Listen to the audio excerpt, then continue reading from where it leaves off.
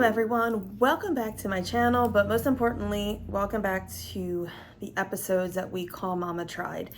I know it's been a while since I've done part 3, actually part 2, this is part 3. I do want to continue to talk about our infertility journey, but actually what I really want to focus on today still ties into the part 2 video, and if you didn't watch that, I'll link it down below. What I talked about in the last video is where we were, what we were dealing with.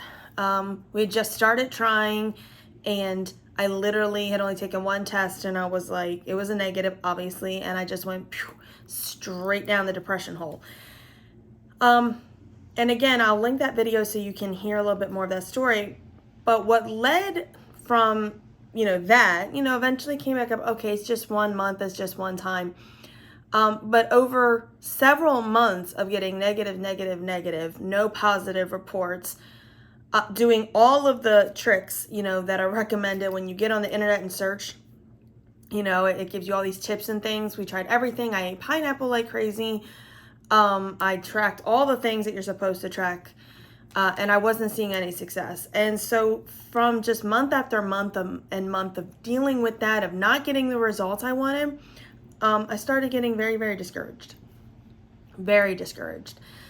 And that's kind of what I want to talk about today. I want to talk about discouragement because it's a huge thing that we deal with. It's a huge emotional effect on our life. And we can find ourselves getting yanked into that and pulled into that and suckered into it, for lack of a better term, because we just aren't getting exactly what we want or what we're hoping for. I want to start with this. Let's talk about a couple of symptoms. There are a lot of symptoms that I can reference, but I'm only going to highlight 3 that I think are going to be really important to this vlog. Mainly because I experienced them and I know the end result of going through that and dealing with discouragement. And I'm just telling you, recognizing that you have these symptoms, because you may not realize it. You may not even think you're discouraged. You may think you're just overwhelmed. Well, overwhelmed can lead into some kind of discouragement. It's that feeling of nothing is working, nothing is happening the way I want it to. I feel worn out. I feel exhausted. I feel drained because all of my effort and my energy is going into something and it's not happening. So again, I'm going to talk about just three symptoms for right now. There are a lot more that I reference in secret in a book I've been trying to write for the last 2 years. But in that book, I talk about this. So one thing that is a symptom of being discouraged is you feel worn out. I feel exhausted. I feel drained because all of my effort and my energy is going into something and it's not happening. So again, I'm going to talk about just three symptoms for right now. There are a lot more that I reference in secret in a book I've been trying to write for the last 2 years. But in that book, I talk about this. So one thing that is a symptom of being discouraged is you isolate yourself. You may not recognize it. You may not even think it's happening. But what we tend to do is we seclude ourselves. We stay home. We don't go out to functions with our friends. When we get invites to do things, we don't go out. We stay home, or we just want to remain, maybe you've got things to do after, people invite you from your job to go places. No, I don't want to. You cut kind of the communication off with a lot of people you used to communicate to. You might even, if you were someone that went to church, you stop going to church as often as you should or as often as you did. You just begin to put yourself in a place like cutting everybody and everything off. And that's a symptom. Because when you're isolated, your mind will run, and your mind, if you're not filling yourself, like I've talked about before, with positive influence and positive affirmations and positive folks, you're going to isolate. You're going to find yourself being isolated. Sometimes it's conscious, sometimes it's not conscious. Sometimes you don't even recognize that you're doing it, but it is a symptom of discouragement. So you're going to find yourself being isolated. Sometimes it's conscious, sometimes it's not conscious. Sometimes you don't even recognize that you're doing it, but it is a symptom of discouragement. Another symptom of discouragement, I talked about this before, discouragement will affect your speech, how you talk. Now, I'm not talking like, you cuss like a sailor or you act any kind of crazy way. But you may find yourself, if you're more of an upbeat, positive person, you may find yourself being a little bit more negative and a little bit more of a pessimist. And I tell you 100% that was me. I just was always looking at the negative outlook of things. I always was looking at what bad is coming. I was always the half glass is empty type of person.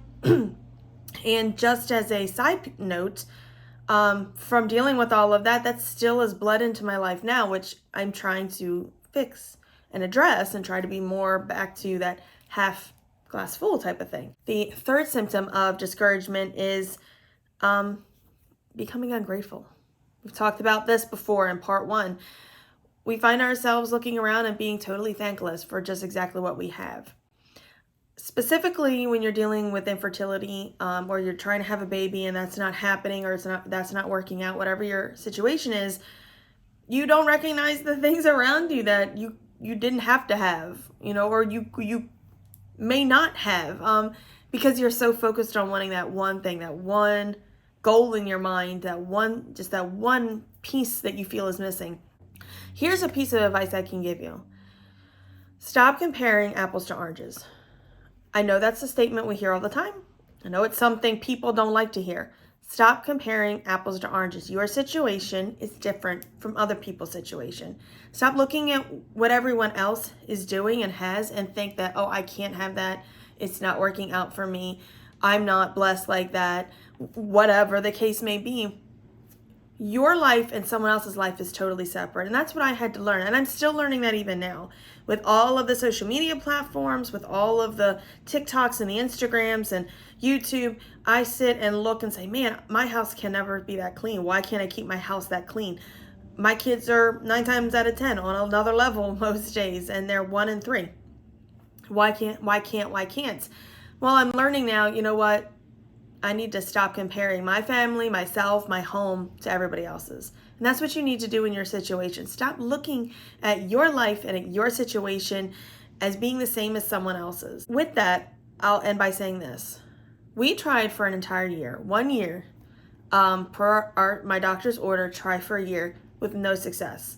Not even an inkling of a hope and a prayer that I was pregnant any given month.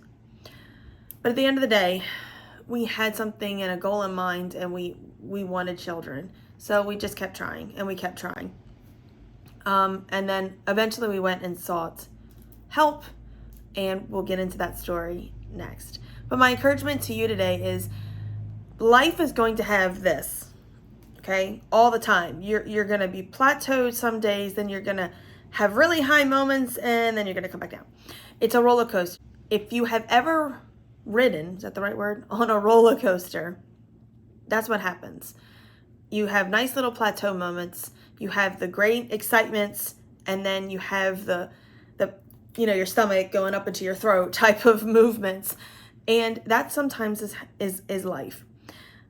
But it's what you do when you're in those moments where either you're plateaued or you feel like you're free falling, that changes your momentum. So with roller coasters, the point of having the huge drop is to give the ride the momentum to go the rest of the way. So when you're coming down, how you're going to recover and how you're going to deal with that free fall movement, that's what's going to push you. That's going to be the momentum that's going to take you into the next. Otherwise, if you're just going to come down and then not have the greatest momentum, you're going to go even slower before you get to the end of your ride. I hope this was helpful. I hope you understand. I totally get the feeling of unsuccess, of being let down, of dealing with discouragement. And I'll end by saying this. Feeling discouraged and allowing that to continue, because we're always going to feel discouraged. We're going to have moments of discouragement. I'm not saying it's bad to be discouraged.